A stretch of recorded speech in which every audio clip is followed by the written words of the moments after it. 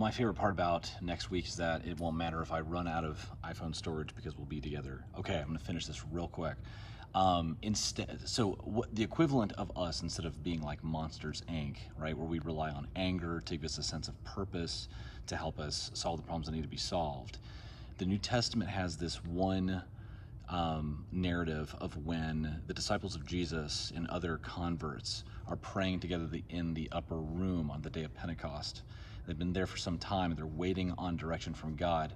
And we normally hear of that situation described as them praying in one accord. It's kind of a weak translation for the word. It's not wrong, it's just it lacks all the parts that are compelling in it. The word for that, as Eugene Peterson says, is homothumadon. And in it, it's like a description of one mind for sure, but it's also of one heart, but also that heart is just filled with fire, right? And so a lot of the reason people are afraid of letting go of their anger is because they're afraid of letting go of their energy, their sense of purpose. This is not what happened in the New Testament. When Eugene Peterson talks about them being in homothumadon together, he says it was a lot like the Zealots, which were the Jewish rebel party that were storing up weapons and ready to fight Romans. These were fiery individuals, right?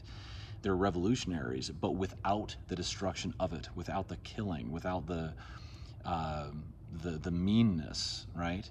What they were doing is revolving around the excitement of the Christ who had conquered death. And so it's not that there's a lack of conflict, it's that, or a lack of energy, or a lack of tension. It was the knowledge that life's going to have tension in it. Jesus promised there would be tension, there would be trials, but their excitement and their energy came from revolving around the risen Christ. And so the difference between relying on anger and relying on the fiery joy of the resurrected Christ is that anger, if that's all you have, leads to absolute destruction. There's a saying that the revolutions always eat their own children, right?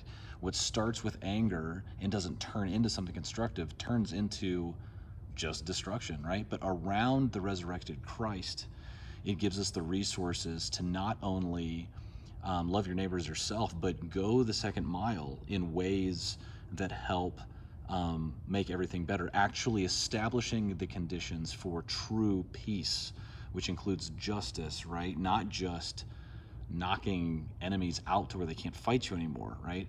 But getting to the situation where you would love neighbor as self to the degree where you would hope for their flourishing as much as your own and help create the conditions that really do add real flourishing together, right? Martin Luther King said one time that those who love peace must prepare better than those who love war.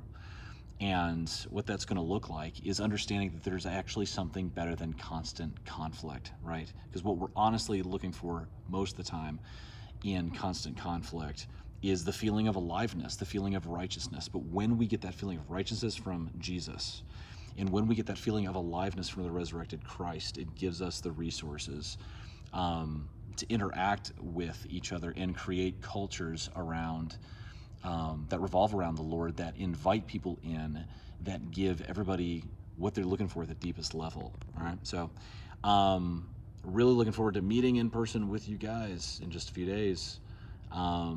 We love you, and talk to you guys soon. Peace.